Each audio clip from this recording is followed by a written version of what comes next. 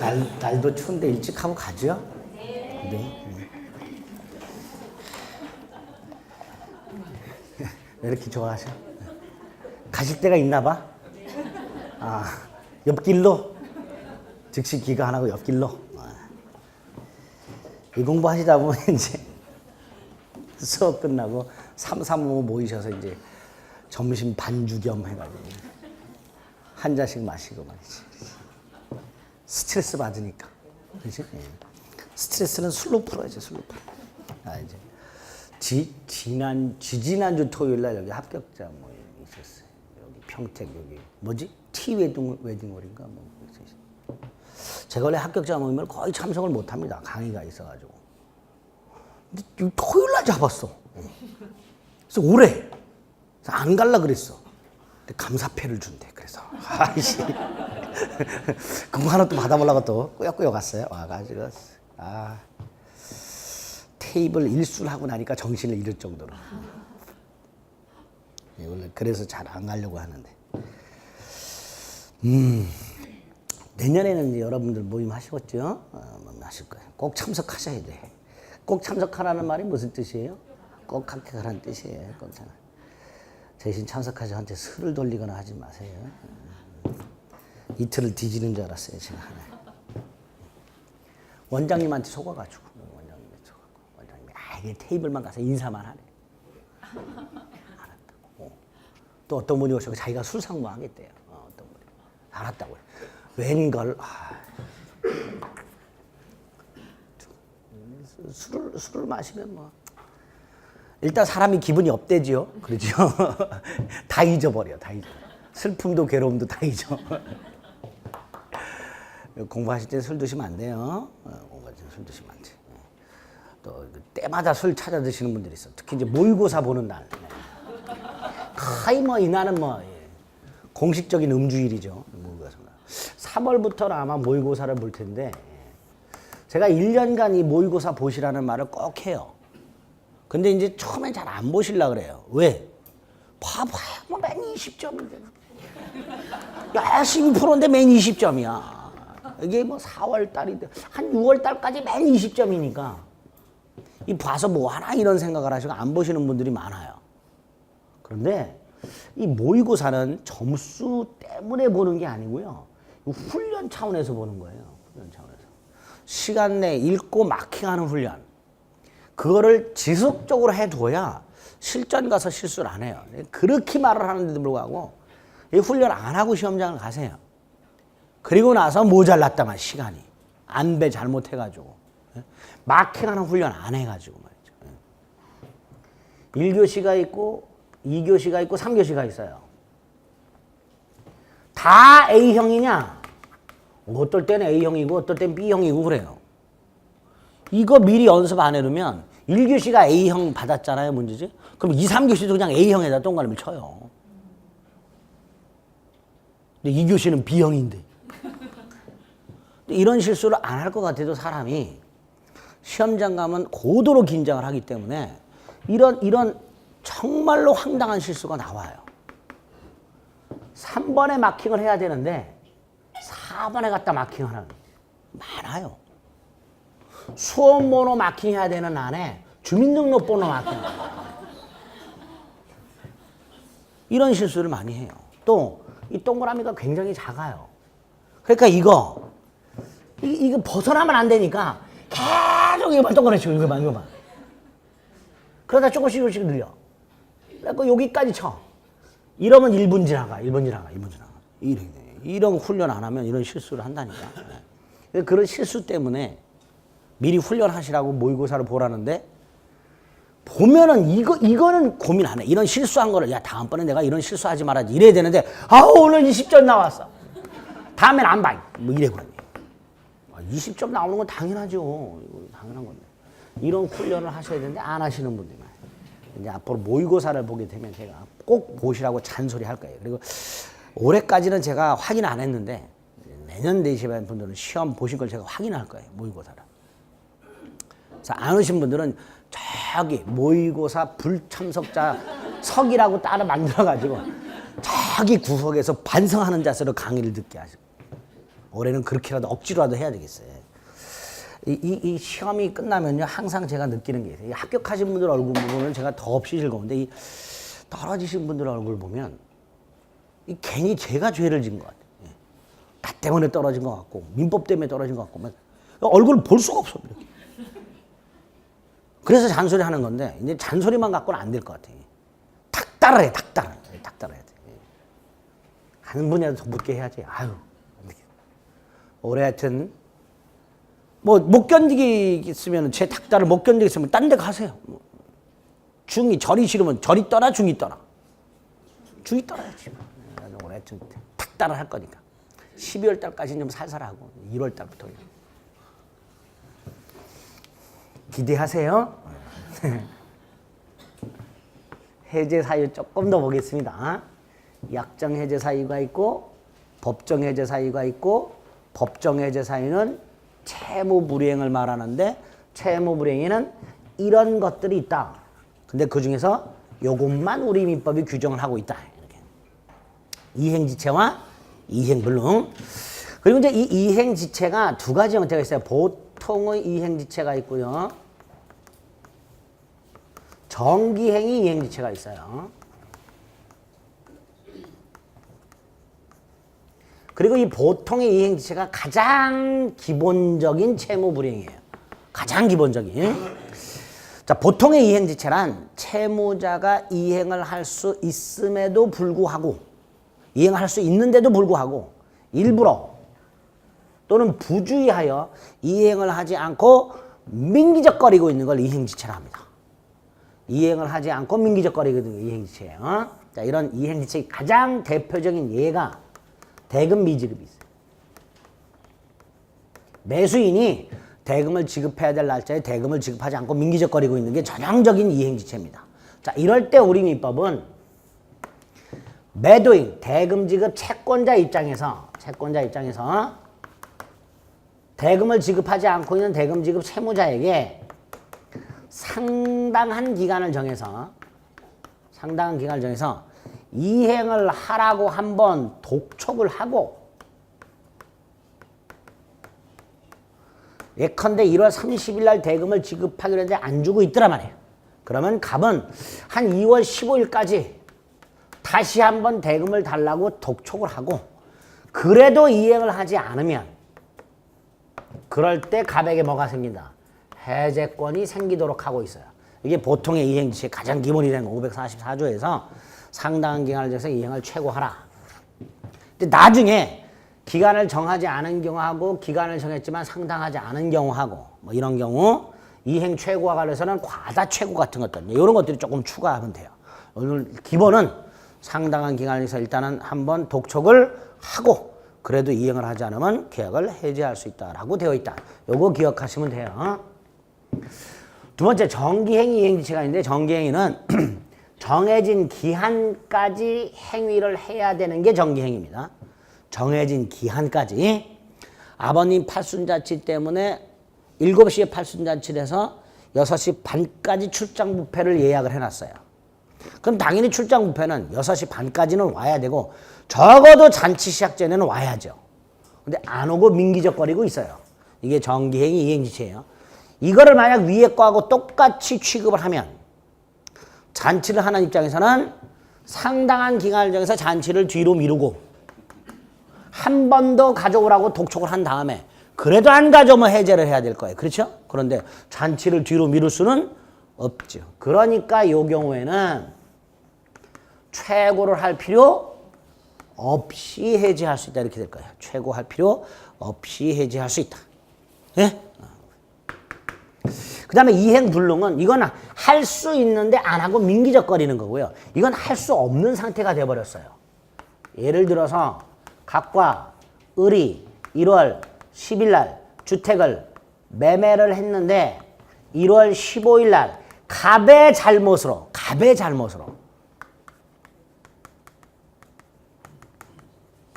주택이 멸실. 갑의 잘못으로. 갑이 1월 15일 날, 1월 20일 날 주택을 넘겨주고 잔금을 받기로 했어요. 1월 20일 날. 그런데 1월 15일 날 갑이 외출하면서 가스불을 켜놨어. 나중에 폭발을 했어. 그래서 집이 홀랑 다 날아갔어. 누구 잘못? 갑의 잘못. 갑의 잘못이 없을 때는 위험부담이라 그랬어요. 근데 갑이 잘못이 있다면 채무 불이행 중에서 뭐? 이행 불능이 됩니다. 이행 불능. 이런 경우 이행할 수 없는 상태. 자, 이 경우에는요.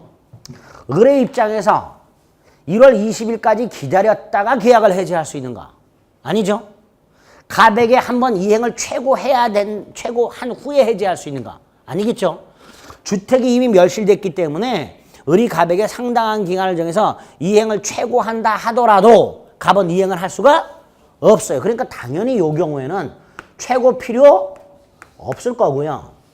나아가 갑은 1월 20일까지 기다릴 필요도 없겠지요.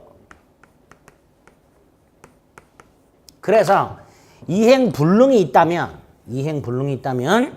이행기를 기다릴 필요 없이 을의 입장에서는 이행기를 기다릴 필요 없이 또 갑에게 상당한 기간을 정해서 이행을 최고할 필요 없이 해지할 수 있다. 이렇게 얘기하게 됩니다. 그래서 기본이 되는 세 가지를 오늘 기억을 합니다. 이행지체와 이행불능. 그리고 이행지체는 보통의 이행지체와 정기행의 이행지체로 나누고 이행불능 이렇게 따로. 그 다음에 이제 요거를 포함해서 몇 개를 더 추가할 건데요. 추가를 하고 난 다음에 여러분들이 해야 될 게 하나가 더 있어요. 법정 해제 사유를 두 그룹으로 나눌 수 있어야 돼요. 하나가 최고 후에 해제할 수 있는 경우와 최고할 필요 없이 해제할 수 있는 경우로 구별을 할 수 있어야 돼요. 시험 문제가 그것도 잘 나와요. 박스 쳐놓고 다음 중 계약을 해제하기 위해서 최고를 요하는 것은 최고를 요하지 않는 것은 요거 구별하라는 문제도 잘 나와요. 그러니까 그것도 나중에 구별할 수 있어야 돼. 오늘 일단 구별해요. 보통의 이행체는 최고를 요하고 정기행 이행지체와 이행불능은 최고를 요하지 않는다 말이죠. 이런 것들을 기억을 좀 나중에 더 해주시면 되겠습니다. 이게 해제 사유예요. 자, 이렇게 해제 사유가 생겼어요. 즉 해제권이 생겼어. 세 번째.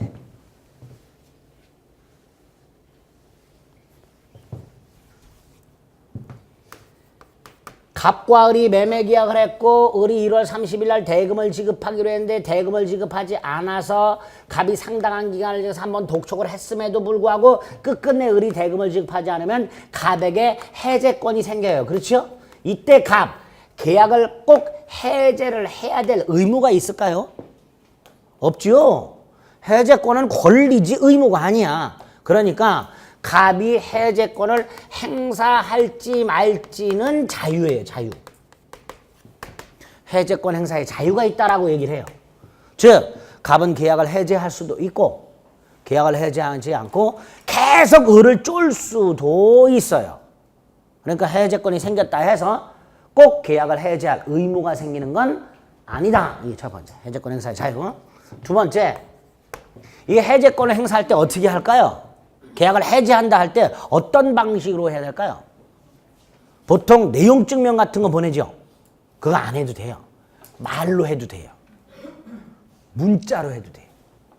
카톡도 돼요.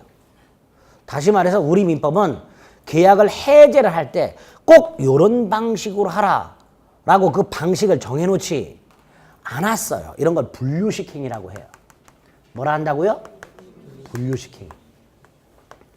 특정한 방식을 요구하지 않는 행위. 그래서 보통 해제는 구두로 할 수도 있고 서류로 할 수도 있고 어떤 방법으로 해도 상관은 없어요. 이때 구두는 말 씻는 구두가 아니라 말로 할 수 있다. 그래서 해제권 행사는 분류시킹이. 세 번째. 아까 계약을 해제하는 건 상대방의 동의나 승낙을 받을 필요가 있어요? 없어요? 없다 그랬죠. 일방적 의사표시. 이렇게 상대방의 동의나 승낙을 받을 필요가 없는 일방적인 의사표시 중에서 권리를 형성권이라 합니다. 뭐라 한다고요? 형성권. 처음 들어보죠?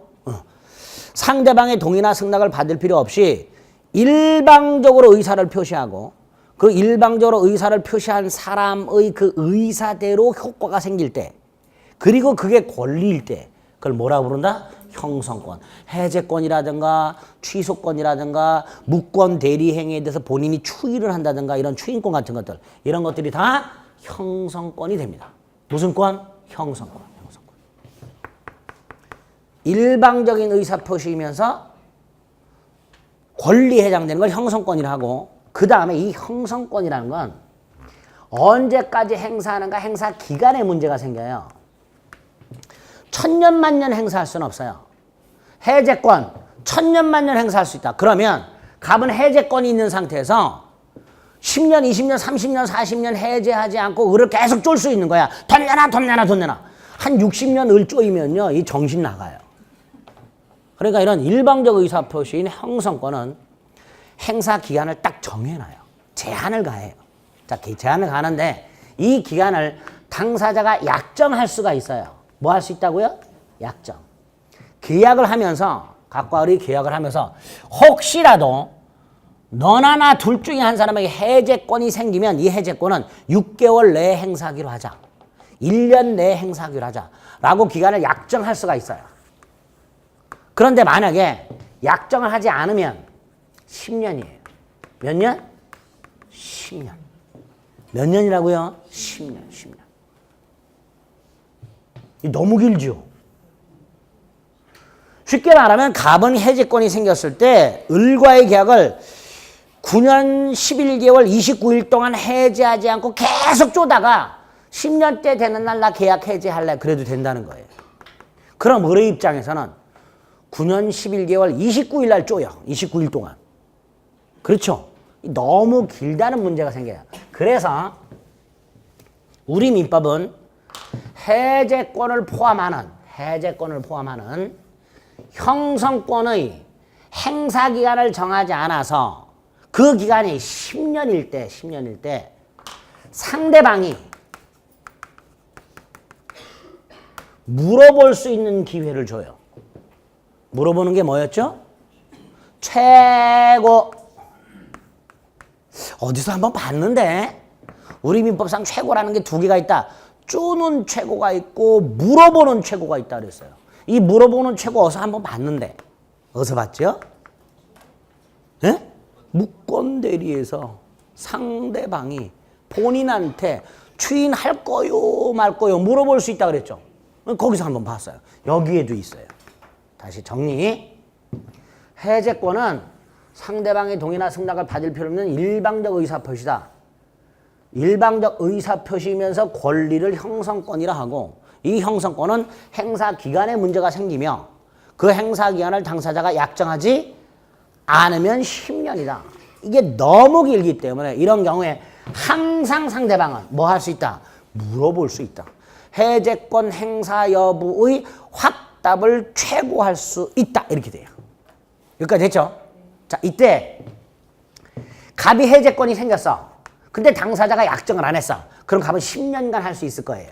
그렇죠? 그럼 을이 물어볼 거야. 너 해제할 거냐 말 거냐. 이때 갑은 대답을 해줄 의무가 없어요. 대답을 해줄 의무가 없어. 해주면 좋은데 갑이 가만히 있어. 그럼 얘는 물어봤지만 속 터지죠. 안 터지나? 터지겠지. 그래서 플러스 해서 최고를 했는데 최고를 받은 자가 확답을 하지 않는 경우 법이 효과를 딱 만들어 놨어요. 해제권 소멸. 뭐라고요? 해제권 소멸. 이렇게. 이게 형성권의 세트입니다. 앞으로 아까 제3자를 위한 계약 수기의사표시에서도 봤어야 되는데 앞으로 일방적 의사표시인 권리가 나오면, 형성권이란 게 나오면 항상 뭐에 문제가 생긴다? 행사 기간에 문제 생기고, 아예 법에서 기간을 정해놓은 게 있어요. 취소권 같은 거. 그런 걸 빼고는 기간이 법에서 정해져 있지 않은 경우에는 당사자가 약정할 수 있고 약정하지 않으면 10년이고, 이 경우에 상대방은 물어볼 수 있고, 이때 최고를 받은 자가 확답을 하지 않으면 법이 일정한 효과를 부여하는 이런 구조로 되어 있어요. 그중에 오늘 첫 번째, 해제권. 일방적 의사표시가 형성권이다. 행사기간을 정하지 않으면 10년이다. 상대방은 물어볼 수 있다. 해제할 건지 말 건지. 이때 최고를 받은 해제권자가 확답을 하지 않으면 해제권은 소멸. 이렇게 돼 있어요. 자, 그러면 아까 안 했던 거 한번 구조 한번 다시 볼까요? 수익의 의사표시. 이거 듣기만 하세요. 똑같은 구조야. 똑같은 구조야. 아까 수익의 의사표시가 뭐였죠? 제3자가 낙약자에게 수익을 받겠다고 의사를 표시. 낙약자의 동의나 승낙을 받을 필요가 있다 없다? 없어요. 이거 일방적인 거야. 일방적인 거고 얘는 수익의 의사를 표시할 의무가 없지요. 권리예요. 권리. 그러니까 형성권이에요.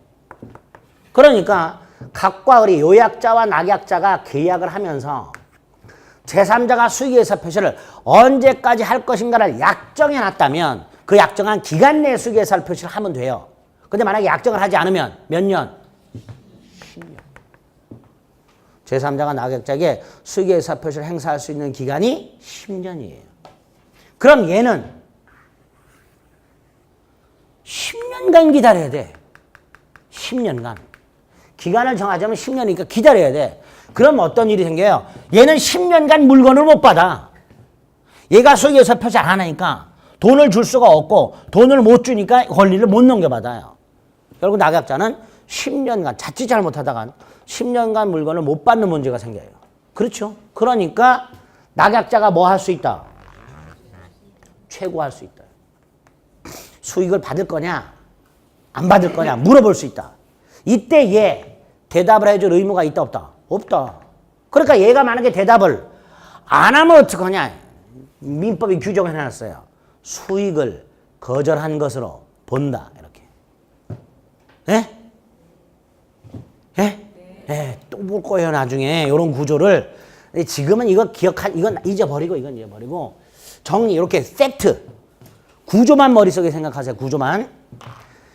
일방적 의사표시인 권리 행사 기간을 정하지 않으면 10년이고 이때 상대방은 물어볼 수 있으며 최고를 받은 자가 확답을 하지 않았을 때 민법은 일정한 효과를 부여하는 규정을 곳곳에 두고 있다. 이게 세트고 그중에 해제권을 대입을 시켜. 해제권 행사 기간을 정하지 않으면 10년이고 상대방은 해제권 행사할지를 물어볼 수 있으며 최고를 받은 자가 확답을 하지 않으면 해제권은 소멸한다 라고 규정이 되어 있다. 이렇게 기억을 해두시면 돼요. 됐지요? 해제권과 생산 요 정도 일단 기억을 해둡니다. 나머지는 불가분성 이런 거 있는데 그건 나중에 보고. 정리. 해제권 행사할지 말지는 해제권자의 자유. 해제할 때는 일정한 방식을 요하지 않는다. 분류식. 상대방에 대한 일방적 의사표시다. 형성권. 언제 효력이 생길까요? 이거 언제 효력이 생길까요? 상대방한테 도달할 때. 그럼 도달하기 전에는 철회할 수 있고 도달한 후에는 철회하지 못한다 그러겠죠? 해제 의사표시는 철회하지 못한다. 이렇게 돼 있어요. 나중에 봐. 나중에. 세 개만. 해제권 행사 여부는 자유, 분류식이고 일방적 의사표시로 형성권이란다. 여기까지. 그 다음 이제 두 갈래로 가요. 여기서 해제권을 행사할지 말지는 자유라 그랬으니까 두 가지. 행사한 경우. 행사하지 않고 있는 경우. 자, 이 행사하지 않고 있는 경우에 아까도 말씀드렸듯이 해제권을 천년만년 행사할 수는 없지요. 적어도 당사자가 기간을 정하지 않으면 10년 지나면 소멸해요. 그렇죠? 또 상대방이 최고에서 소멸하는 경우도 있어요. 이렇게 해제권은 가지고 있으나 그 해제권을 행사하지 않고 있다면 일정한 사유에 의하여 해제권은 소멸돼요. 일정한 사유에서 해제권은 소멸합니다. 요 해제권 소멸 사유를 나중에 몇 가지 정리하셔야 돼요. 해제권 소멸 사유를. 해제권이 있음에도 불구하고 계약을 해제하지 않고 있는 경우에 그 해제권은 일정한 사유에 의해서 소멸한다. 그중에 오늘 벌써 두 개 봤어요. 10년 지나면 소멸. 또는 최고했는데 확답을 하지 않았을 때 소멸. 이런 것들. 이거 외에 몇 가지가 더 나옵니다. 그걸 나중에 볼 거예요. 오늘 두 개 기억을 해두시고. 그 다음에 저 위에 거 해제를 했어. 해제했다면 어떤 효과가 생길 것인가? 세 가지 효과가 있어요. 첫째가 계약은 처음부터 없었던 상태로 소멸. 이게 제일 어렵고 제일 복잡해요. 계약이 처음부터 없었던 상태로 소멸. 이건 조금 이따. 두 번째, 계약이 소멸했으니까 아직 이행을 하기 전이라면 이행할 필요가 없겠지요. 갑과 을이 계약을 했는데, 이렇게 계약을 했는데 을이 대금을 주지 않고 있어.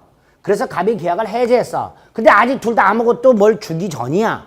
그럼 이행할 필요가 없을 거예요. 문제는 갑이 을에게 또는 을이 갑에게 뭔가를 이행을 한 게 있어. 근데 계약은 처음부터 없었던 상태로 되돌아갔어. 그럼 서로 이행하고 이행받은 걸 어떻게 해야 돼요? 돌려주고 돌려받아야지. 이렇게 이행을 한 상태라면 돌려주고 돌려받는 것을 우리가 민법 총칙에서 뭐라 했어요? 부당이득 반환이라 했어요. 기억나세요? 그리고 이 부당이득 반환과 관련해서는 그 반환 범위에 문제가 생긴다 그랬어요. 그리고 제가 거스름돈 더 거슬러 받는 걸 예를 들면서 부당이득이라는 사실을 모르고 받았던 선이라면 쓰고 남은 현존 이익만 반환하면 되고, 부당이득이라는 걸 알고 받은 악의라면 이익에다 이자에다 손해까지를 배상하라. 이게 부당이득 반환 범위의 원칙이라 그랬어요. 근데 그건 우리 시험 범위가 아니고 특칙 2개가 시험 범위 있다 그랬어요. 특칙 2개. 그 중에 하나 했어요. 뭐?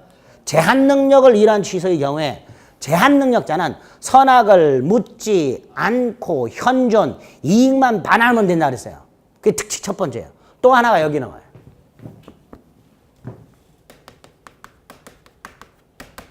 여기는 선악을 묻지 않고 전부 반환.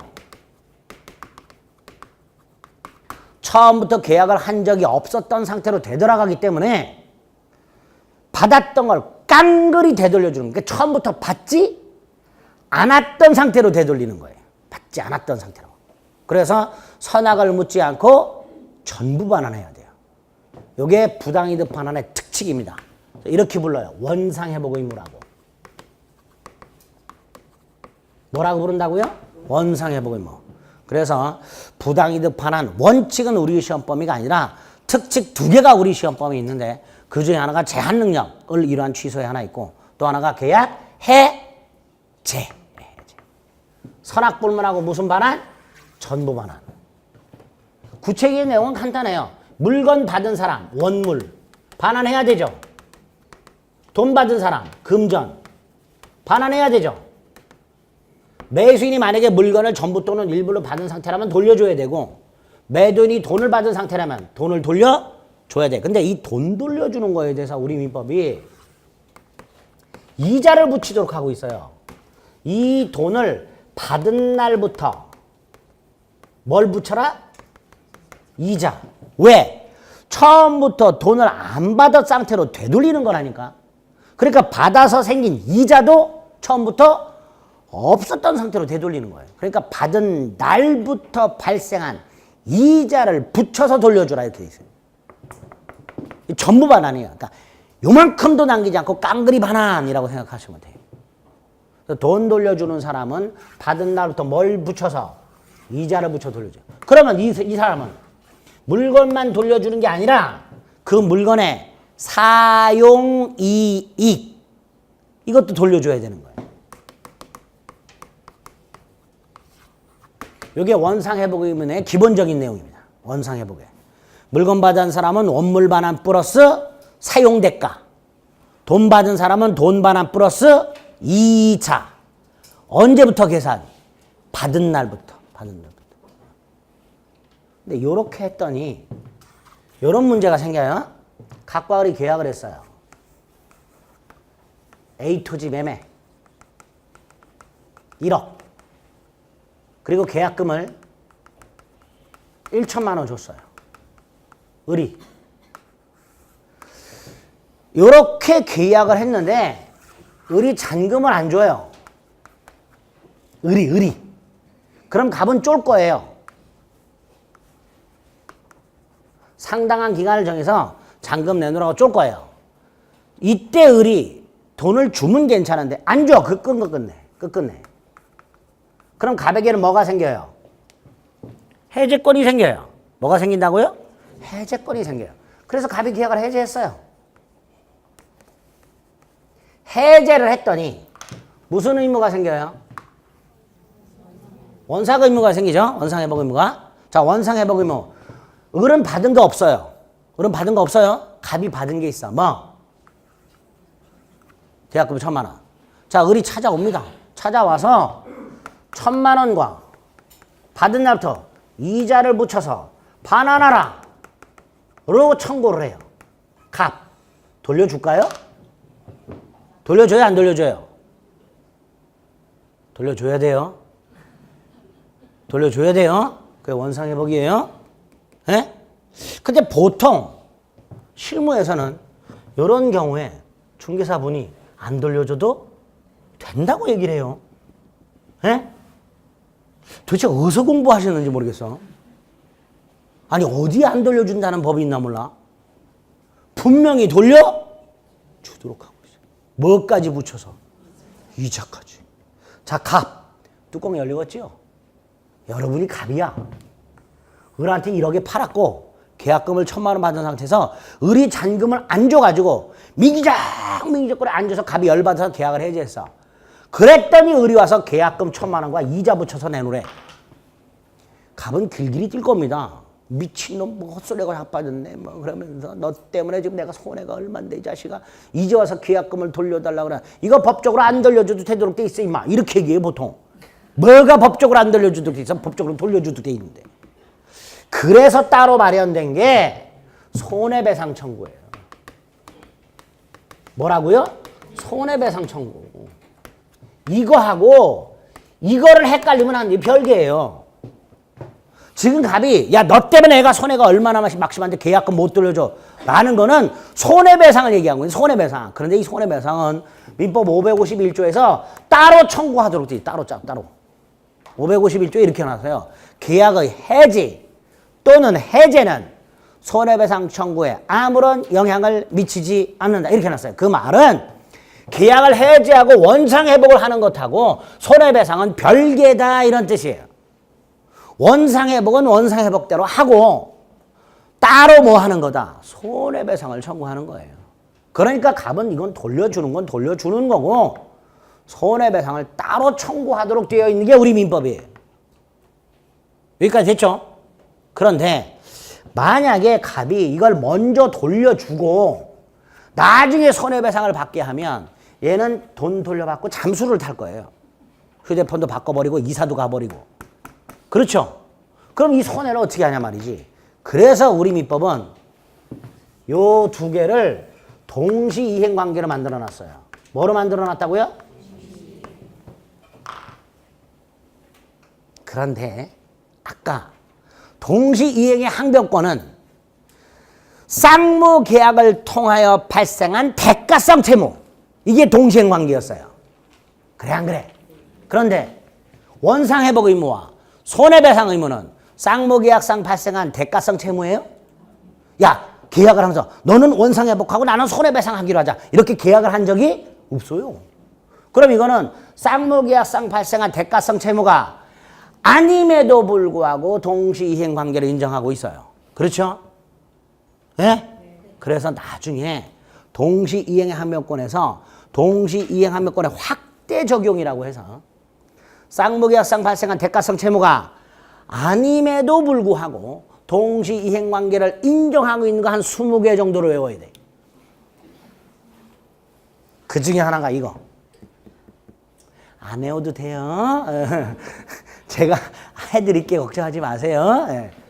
하여튼 요거 머릿속으로 좀 생각을 해보자. 아, 동시이행의 항변권이라는 게 아까 쌍무계약을 통해서 발생한 대가성 채무가 원칙인데 야 아닌 경우에도 인정되는구나. 예? 그럼 문제의식만 좀 생각하지 말이야. 마음의 준비를 좀. 어쨌든 이렇게 원상회복 의무와 손해배상 청구권 우리 민법이 뭐로 만들어놨다? 동시행관계. 그러니까 이 상황에서 을이 1,000만 원 몇 이자를 달라고 하면 갑은 길길이 뛸 필요가 없어요. 돌려줄게 돌려주는데 내가 손해가 이만큼 생겼어. 손해를 배상할 때까지는 못 줘. 그러면 돼요. 아시겠죠? 네, 그렇게 하는 거예요. 만약에 갑이 이 계약금을 손해배상에 충당하고자 한다면, 충당하고 싶다면 계약을 하면서 특약을 해야 돼요. 이렇게 을이 채무를 이행하지 않으면 계약은 해제되고 계약금은 몰수한다. 이런 식으로. 반환하지 않기로 한다. 이렇게 특약을 하면 이때는 계약금 안 돌려줘도 돼요. 그리고 이 계약금이 뭐에 충당하는 거예요? 손해배상에 충당하는 거예요. 요런 특약을 위약금 특약이라 합니다. 요런 특약이 있을 때만 계약금을 손해배상에 충당할 수 있고, 이런 특약이 없는 한 계약금은 돌려줘야 됩니다. 이제 다음 주에 매매계약을 하면서 계약금과 관련된 내용을 할 텐데, 그 계약금과 관련된 문제가 나올 때, 계약금 문제가 나올 때 항상 맨 마지막에 다음 중 계약금과 관련된 설명으로 옳은 것은 틀린 것은 해놓고 가로 안에 위약금 특약은 없음 이런 말이 들어가요. 위약금 특약이 있음 또는 없음 이런 말이 들어가요. 굉장히 중요한 거예요. 위약금 특약이 없다면 계약금은 손해배상에 충당할 수 없대. 원칙이에요. 아시겠죠? 요게 계약이 해제되었을 때 세 가지 효과 중에 두 개. 부당이득 반환 특징인 원상회복과 손해배상 청구에. 하나 남았어요. 계약 소급 소멸. 요거는요, 그냥 듣기만 하세요. 이런 게 있다. 이런 게 있다. 그냥 차차히 듣기만 하세요. 갑과 을 사이에 아파트 매매 계약을 했어요. 그런데 뭐 이행을 하기 전에 해제가 되면 별 문제가 없어요. 근데 이 계약의 소급 소멸 관해서 이런 상황이 항상 문제가 돼요. 이런 상황이.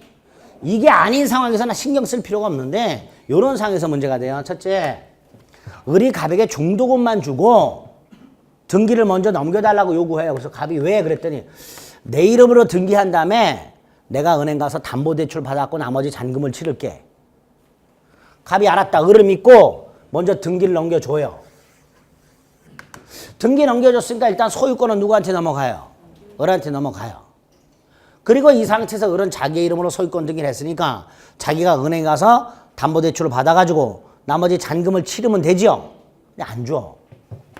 을이. 그럼 당연히 갑은 몇 번 잔금을 달라고 쪼다가 끝끝내 을이 잔금을 주지 않으면 갑은 계약을 해제하게 될 거예요.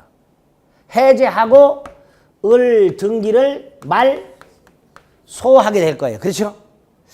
아, 이 구조 어디서 봤는데? 이 그림 어디서 비슷한 거 봤는데? 어디서 봤죠? 물권, 총론, 채권행위, 물권행위 할 때 했었어요. 계약이 채권행위, 등기를 넘겨주는 게 물권행위. 그런데 채권행위가 실효가 됐어.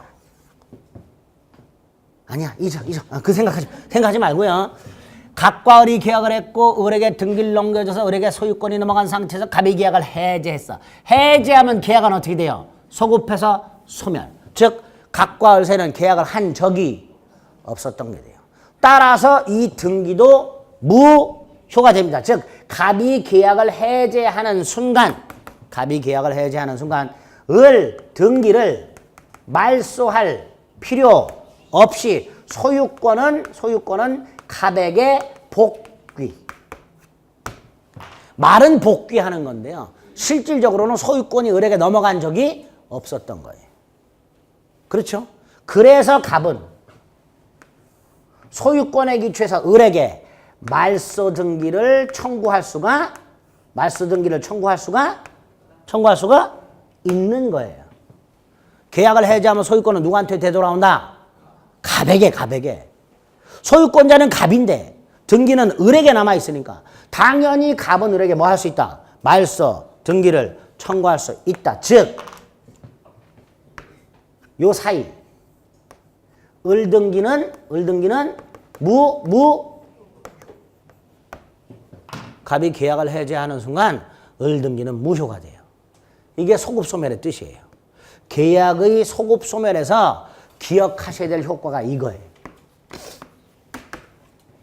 매매계약, 특히 부동산 매매계약을 하고 매수인에게 등기를 이전한 상태에서 계약이 해제가 되면 매수인에게 이전된 등기를 말소하지 않고도 소유권은 갑에게 당연히 되돌아온다. 그래서 갑은 복귀한 소유권에 의하여 을등기 말소를 청구할 수 있다.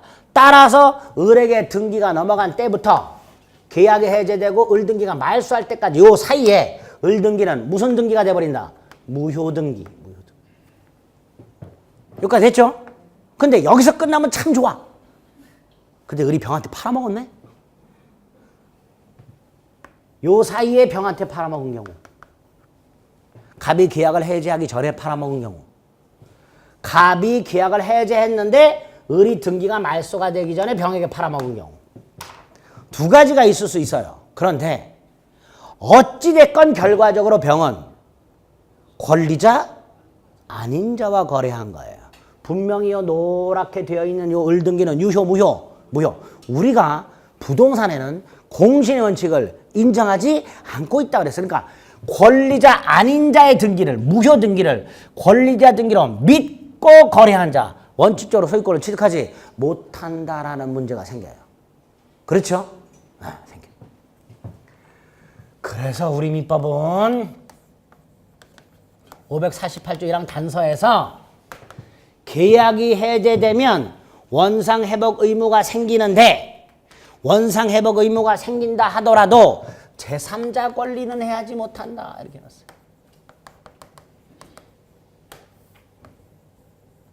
제3자를 보호하는 규정을 두고 있어요. 네? 뭘 두고 있다고? 제3자 보호하는 규정을 두고 있어요. 이때 나중에 이 보호되는 제3자에 해당하는 놈, 해당하지 않는 놈, 이거 구별해야 돼. 이게 시험 문제 제일 어렵게 나오는 거예요. 계약 해제에서. 지금은 몰라도 되고, 뭘 이렇게 자꾸 부러뜨려. 에이. 학원으로부터 손해배상 청구를 당하기 일보 직전인 거예요. 요걸 나중에 좀 정리하셔야 돼요. 요걸 나중에 정리하셔야 돼. 자, 오늘은 이렇게만 정리하세요. 계약이 해제되면 세 가지 효과가 생긴다. 그 중에 첫 번째, 계약의 소급소멸이 제일 중요하다. 계약이 소급소멸하니까 무슨 의무가 생긴다? 원상회복 의무가 생기는데 여기에서 요런 문제가 생긴다. 계약을 하고 등기를 넘겨준 상태에서 해제가 되면 소급해서 소멸하고 원상회복 의무가 생긴다. 즉 그런 등기를 말소 해야 될 의무가 생긴다. 그런데 제3자에게 넘어갔을 때 어떻게 할 것인가? 이 제3자는 원칙으로 보호를 받지 못해야 되는데 우리 민법은 548조 1항 단서에서 특별 규정을 줘서 계약이 해제되었다 하더라도 제3자 권리는 해야지 못한다라고 제3자를 보호하는 규정을 두고 있더라. 당연히 이 경우에 이 제3자하고 갑하고 박 터지게 싸우겠죠. 안 싸울래나? 싸우지요. 이 아파트 소유권 갖고 갑하고 제3자하고 박 터지게 싸워요. 싸우다가 어디를 가? 대법원을 가. 그럼 대법원은 얘기할 거야. 너는 보호되는 제3자요. 너는 아니요. 그럴 거예요. 그렇죠? 그걸 구별해야 돼. 여기까지만 생각을 하세요. 아시겠죠? 네, 됐어. 예, 계약 해제 효과예요. 그러니까 계약 해제와 관련된 내용들을 다 본 거예요. 뭐뭐 봤지요? 해제와 관련해서? 해제 뜻 봤지요? 네? 뜻이 뭐였어? 유효하게 성립한 계약을 계약 이후에 발생한 사유를 근거로 소급해서 소멸시키는 일방적 의사표시. 네. 그래서 구별을 해야 될 게 5개가 있었어요. 해지, 취소, 철회, 합의 해제, 실권 약관. 네? 해제권 발생 사유, 약정 사유와 법정 사유가 있는데 법정 사유는 채무 불이행을 말하고 채무 불이행 중에 우리 민법이 규정하고 있는 게 2개. 이행지체와 이행불능. 최고 후 해지할 수 있냐, 최고 없이 해지할 수 있냐고. 그 해제권이 생겼을 때 행사 여부는 자유라 그랬고요. 행사 방식은 분류식이라 그랬고, 일방적 의사표시를 형성권이라 했습니다. 해제를 하게 되면 계약은 소급해서 소멸하고 원상 회복 의무가 생기고 손해배상을 따로 청구할 수 있다. 해제권을 행사하지 않고 있다면 그 해제권은 일정한 사유에 의해서 소멸. 딱 이렇게 한 거예요. 해제에서 보통 한 문제 나오고요. 경우에 따라서 두 문제도 나옵니다. 두 문제가 나오면 요 해제 사유하고요. 해제 효과. 두 가지에서 주로 물어봅니다. 제일 중요해. 해제 사유와 해제 효과. 자, 여기까지가 해제입니다. 그 다음에 이제 해지. 해지도 편안하게 듣기만 하세요. 해지도. 일단 해지도 계약을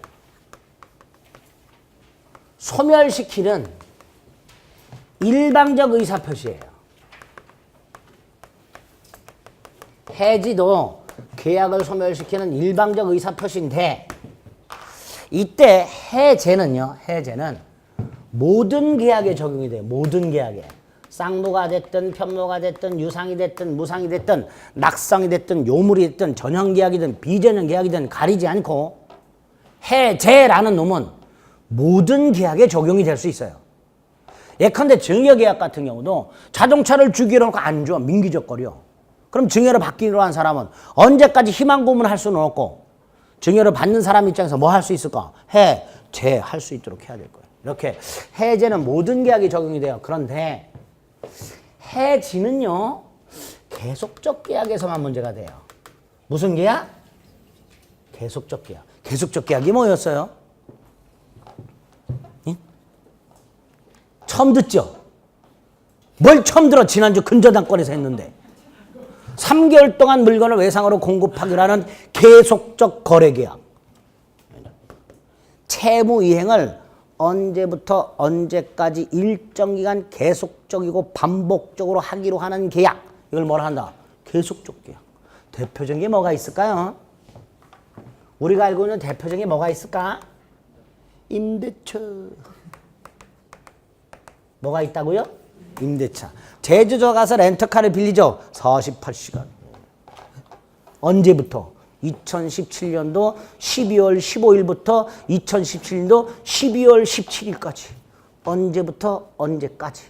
이렇게 이행이 이루어지는 걸 뭐라 한다? 계속적 계약. 반대가 일시적 계약이라고. 매매 같은 거예요. 매매는 물건 한 번 주고 끝, 돈 한 번 주고 끝. 계속적 계약, 일시적 이렇게 나누는데, 해지는 어디에서만? 계속적 계약에서만. 계속적 계약에서만. 그 다음에 계속적 계약이니까 예컨대 임대차 기간이 있어야 뭐 12월 1일부터 12월 31일까지. 그러다가 중간에 끝을 내. 지금까지 자동차를 타고 다닌 거, 남의 물건을 사용한 거, 강의를 들은 거, 이건 어쩔 수 없이 그대로 두고 앞으로 강의를 듣지 않는다. 앞으로 자동차를 타지 않는다. 앞으로 네 물건을 사지 않는다. 이런 식으로 계약을 장래를 향하여 소멸시킵니다. 이게 해제와 첫 번째 차이입니다. 해제는 모든 계약에서 소급 소멸, 해지는 계속적 계약에서 장래 소멸. 이렇게 됐죠? 두 번째, 이것도 사유가 두 개. 약정 해제 해지 사유와 법정 해지 사유. 뭐 이런 게 있을 수 있어요. 나중에 보면 돼. 행사 자유예요. 똑같아 해제하고 일방적 의사 표시입니다. 분류식입니다. 행사했어. 효과. 자, 아까 해제 효과는 세 가지가 있었어요. 소급 소멸, 원상 회복, 손해배상. 해지는 소급 소멸, 장래 소멸. 장래 소멸. 따라서 받은 거 돌려주고 주고 돌려받는 원상 회복 의무는 생기지 않아요. 그럼 무슨 의무가 생길까요? 청산 의무. 뭐가 생긴다고요? 청산 의무. 지금까지 한 걸 정리해야 될 거 아닙니까? 예? 학원 강의를 듣다가 중간에 중도 해제하게 되면 학원비 정산해서 지금까지 들은 건 까고 나머지 반환 받아야 될 거 아니에요. 그렇죠? 그걸 정산의무 또는 청산의무로 합니다. 이게 생겨요. 세 번째, 손해배상 생길까요? 안 생길까요? 해지의 경우에. 아까 해제는 채무 불이행을 이루어 해제한다 그랬어요. 을이 대금을 지급하지 않아서 갑이 계약을 해제합니다. 따라서 갑은 원상회복을 하고 따로 뭐 한다 그랬어요? 손해배상 청구. 해지의 경우에도 손해배상 청구 생길까요? 안 생길까요? 생겨요. 학원이 2달 동안 강의를 제공하기로 해놓고 느닷없이 민법 강의를 빼. 또는 민법 강의를 2주에 한 번씩 해. 열받지요? 그게 채무 불이행이 되는 거예요. 계속적 거래 계약에서도 뭐가 있을 수 있다? 채무 불이행. 있을 수 있죠. 자동차를 렌터카를 빌려 탔는데 고장났는데 안 고쳐줘. 채무 불이행이 분명히 있을 수 있습니다. 따라서 채무 불이행이 있을 때 계약을 지를 하고 따로 뭐 할 수 있다. 그래서 아까 여기 어디 갔나? 여기 551조. 551조 조문을 보면 계약의 해지 또는 해제는 손해배상 청구에 영향을 미치지 않는다. 이렇게 해놨어요. 결국 해지 경우에도 뭐가 생길 수 있다? 손해배상 청구. 효과. 5번째, 해지는 해지 기간에 문제가 생겨요. 이때 해지 기간은요, 해지할 수 있는 기간으로 착각하시면 안 됩니다. 아까 또 싹 지웠네 그것만. 요 해제권에서 해제권 행사 기간이 있었어요. 행사 기간을 당사자가 약정을 하면 약정한 기간 내 행사하면 되고 약정하지 않으면 몇 년이라 그랬어요? 10년이라 그랬어요. 이거 해제권 행사 기간이에요. 해지 기간은 뭘까요, 이거? 해지권 행사 기간? 계약을 해지할 수 있는 기간 아닙니다. 이 해지 기간이라는 개념이 따로 나오는데 이 해지 기간은 이런 거예요. 갑이 을에게 계약을 해지를 해요. 상대방 있는 의사표시입니다. 해지는. 해제도 상대방 있는 의사표시고 해지도 상대방 있는 의사표시예요. 그렇죠? 그러니까 해지의 효력은 언제 생겨요? 효력은 언제 생겨요? 상대방한테 도달할 때. 해제의 의사표시든 해지의 의사표시든 상대방 있는 의사표시이기 때문에 그 효력은 언제 생긴다? 상대방한테 도달한 때. 따라서 도달하기 전에는 뭐 할 수 있다? 철회할 수 있다. 도달 후에는 뭘 못한다? 철회하지 못한다. 이렇게 돼요. 이렇게 도달함으로써 효력이 생겨. 그런데 해지 중에는 도달하고 나서 일정 기간이 경과를 해야 해지가 되는 경우가 생겨요. 계약을 해지를 했는데 그 해지의 의사표시가 상대방한테 도달을 하고 나서 일정 기간이 지나야 해지가 되는 경우가 있어요. 요때 요 기간을 해지 기간이라 그래요. 요 기간을 뭐라 한다고요? 해지 기간. 그래서 해제는 그런 게 없는데 해지에는 해지를 했을 때 해지했을 때 그 해지의 의사표시가 상대방한테 도달하면 해지의 효력이 발생하는 경우와 상대방한테 도달한 때 바로 해지의 효력이 생기질 않고 예컨대 해지 의사표시 내용 증명이 상대방한테 도달하고 나서 일정한 기간이 경과해야 해지가 되는 2가지 경우가 있게 돼요. 2가지 경우가. 예? 예? 예. 요거를 즉시 해지라 합니다.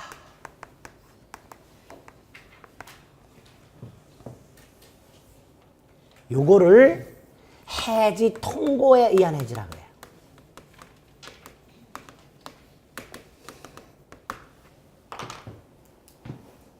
이걸 다음 주에 임대차에서 구별을 좀 하셔야 돼요. 미리 떡밥을 던진 거예요.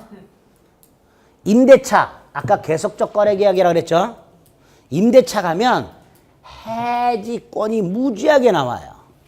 이러이러한 경우 임대인은 해지할 수 있다. 이러이러한 경우 임차인은 해지할 수 있다. 이렇게 임대인 또는 임차인이 그 임대차 계약을 해지할 수 있는 경우가 굉장히 많이 나옵니다. 그 중에서 대부분은 즉시 해지예요. 임대인이 해지를 하든 임차인이 해지를 하든 해지의 의사표시가 상대방한테 도달한 후 해지가 바로 되는 즉시 해지가 대부분이에요. 그런데 경우에 따라서는 일정한 기간이 지나야만 해지가 되는 경우가 나와요. 그 기간을 해지 기간이라 하고 해지 기간이 필요한 경우를 해지 통고에 의한 해지라 합니다. 요거를 구별을 좀 하셔야 돼요. 해지에서는. 네? 그래서 해지와 관해서는 간단하게 해지의 뜻, 계속적 거래 계약을 장래 소멸시키는 일방적 의사표시. 이거 필요 없고 효과 세 가지. 계약은 장래 소멸, 원상 회복 의무가 아닌 청산 의무의 발생, 따로 손해배상 청구할 수 있다. 그리고 해지에만 해지 기간에 문제가 생긴다. 해지는 해지 의사표시가 상대방한테 바로 도달하면 효력이 생기는 즉시 해지와 해지 의사표시가 상대방한테 도달한 후에 일정한 기간이 지나야 해지가 되는 해지, 통고에 의한 해지 두 가지 경우가 있다. 네? 이렇게 틀을 잡아놨다가 다음 주 임대차 가서 한번 볼 겁니다. 자, 다음 주에 이제 계약 강론 매매 교환 임대차를 할 건데요. 오늘 한 내용이 머릿속에 들어 있어야 연결이 됩니다. 다음 주 거는 오늘 거하고 중복되는 게 굉장히 많아요. 그러니까 오늘 거 복습 안 하시면 다음 주에도 오늘하고 똑같은 표정을 짓게 돼요. 이렇게 꼭 복습하고 오세요. 네, 오늘 여기까지 하겠습니다. 수고하셨습니다.